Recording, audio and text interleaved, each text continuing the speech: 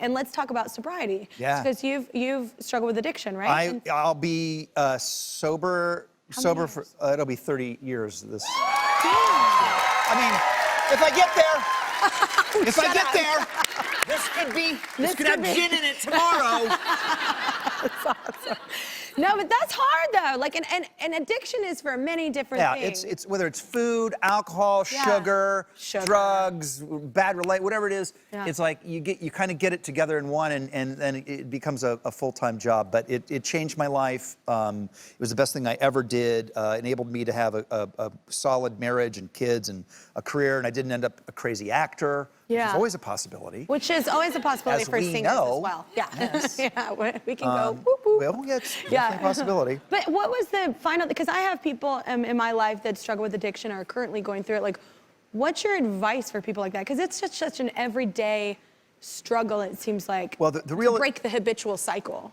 I mean, the one piece of advice I really like to share, having raised two young men, and everybody has to learn their relationship with alcohol and drugs. Everybody has to. They have to figure out how they're going to navigate it. And having just done that with two boys, I like to tell parents that honestly, all you can do is try to keep them alive. And it's up to them. And no one can get sober for their jobs, for their wife, for their kids.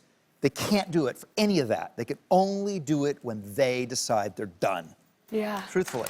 That's hard. I mean, it's kind of radical to think about. You know what I mean? And you think, well, God, I love them so much. Why can't they do it for me? Or they're going to lose their job. Don't they understand?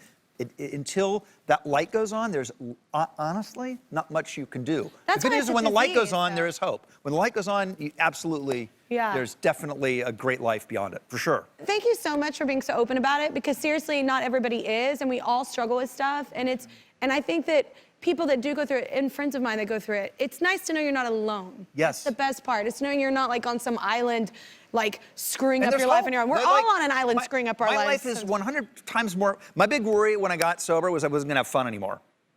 Like I was young. I was 26, and I was like, I'm not giving up my fun. Yeah. And I could never imagine. Well, so when I get married, I'm not gonna have a drink. So when I have a kid, I'm not gonna have a whiskey. Guess what? Yes, I didn't have any of that, and it's awesome.